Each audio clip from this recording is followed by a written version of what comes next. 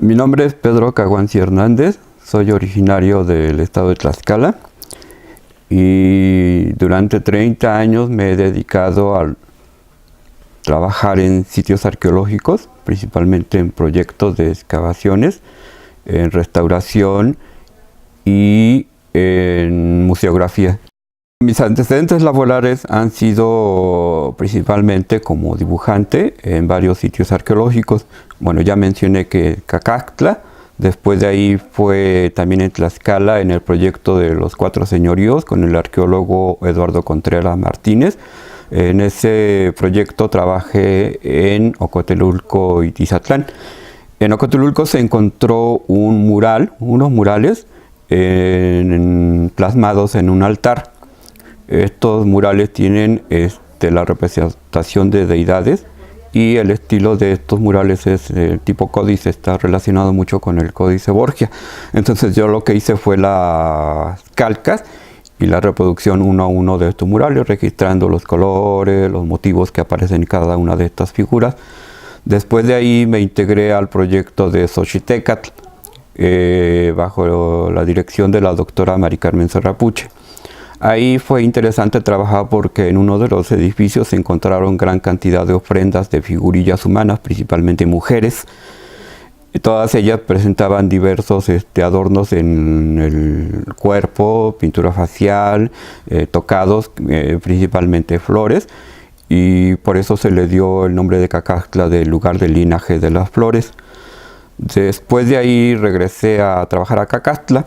Ahí hice la reproducción escala 1:1 de uno de los murales que se encuentran en el Gran Basamento. El mural que hice fue el del Templo Rojo, donde aparece el anciano con rasgos faciales del área maya y que se encuentra pues rodeado de elementos que no son característicos del altiplano, como son las plantas de cacao, aves tropicales, posiblemente un quetzal, y varios animales marinos, propiamente que vienen de las 3 regiones marinas que rodean el país, el Pacífico, el Caribe y el Golfo de México. Después de ahí trabajé en un proyecto de restauración en un convento del estado de Tlaxcala, dentro del programa Adopte una obra de arte. Ahí trabajé en el convento de San Francisco, que se encuentra en el Zócalo de la ciudad de Tlaxcala. Lo que yo hice principalmente fue hacer el registro del sistema constructivo de los retablos, cómo era el tallado de las esculturas que se restauraron, y también hice la reintegración de color de algunos de las pinturas de Caballete. Terminando de ahí me fui a Michoacán.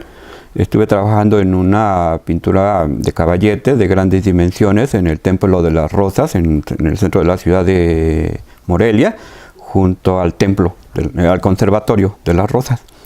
Regresando, entré a trabajar a la Universidad de las Américas.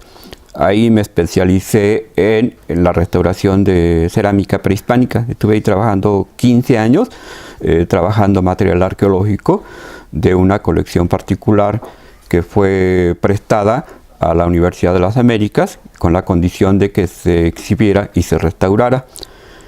Ya posteriormente regreso, cuando termina mi trabajo en este lugar en el año 2015, me integro otra vez a un proyecto de restauración en Tlaxcala, en el proyecto Tepeticpac, con el arqueólogo Aurelio López. Ahí se excava Tepeticpac, precisamente, uno de los sitios que formaron los 4 señoríos del estado de Tlaxcala. Y bueno, ya más recientemente, ahora me encuentro trabajando en la Ceramoteca del Centro INA Puebla, que se encuentra a cargo del arqueólogo Eduardo Merlo. Aquí he trabajado material principalmente de Huejotzingo. Hace poco hice la restauración de la colección de Molet, donde se seleccionaron algunas piezas cerámicas procedentes de la región de los Andes, principalmente del Perú.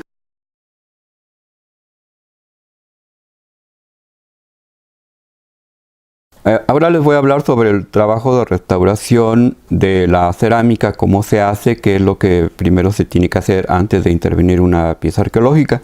En este caso vemos aquí un plato polícromo que es de la región maya. Ustedes pueden ver que está completo, que no le falta nada, pero en realidad este plato, aunque estaba completo, estaba fragmentado y se unió con materiales no apropiados. Entonces, antes de intervenir una pieza arqueológica, primero se hace una ficha clínica donde se describe el estado de conservación que presenta la pieza antes de intervenirse, si esta pieza procede de alguna excavación arqueológica, de alguna colección particular. Todos estos datos van a ayudar a saber cómo se va a restaurar la pieza. Los procesos que se realizan primero es la limpieza superficial. Ya que esta, con el tiempo que estuvo guardada, pues se le va adhiriendo tierra, tiene restos de microorganismos. En este caso, esta pieza estaba pegada con resistol blanco. Lo que hice fue desprender los fragmentos con agua caliente para que el adhesivo se reblandeciera. Después se eliminaba con bisturí. Ya una vez hecha la eliminación del adhesivo y de la limpieza de vasijas, se consolida. ¿Qué quiero decir con la consolidación? Que esta se sumerge en un líquido que se prepara, lleva paraloid, thinner y gilol. La consolidación es más que nada darle más resistencia al objeto, porque mucho tiempo estuvo expuesto a la intemperie. Entonces el barro, cuando se manufacturó la vasija, pues contenía impurezas, organismos, comida, basura, popó tal vez humana, de animales. Entonces eso con el tiempo se va perdiendo y el barro va creando huecos, entonces hace que la pieza sea más frágil. La consolidación es para eso, para que el plástico que se diluyó en thinner y el gilol penetre en la vasija y cuando seque esta se haga más resistente y así ya podemos trabajar con más tranquilidad. Ya después de que se consolidó, se deja secar un tiempo, se unen los fragmentos, se hacen resanes. El resane es un material que utilizamos en restauración. El material es blanco de España, carbonato de calcio, moguital, acetona, paraloid, fibra de vidrio. Todos estos materiales los utilizamos para preparar esa pasta que se va a aplicar en los espacios que se dejaron al unir los fragmentos. Ya una vez hecho estos resanes, se hace la reintegración de color. Esto es igualar el color de la vasija sin que se altere la parte original de lo nuevo, o sea que se vea a simple vista que no le faltó nada, pero cuando ustedes lo observen más de cerca van a notar dónde se hizo esta reparación. Y entonces en la parte interior donde lleva la decoración se hace esto, se reintegrar el color y darle una pátina para que se parezca al original, y si hay una parte que no está decorada, pues igualar también el color del barro de esta pieza.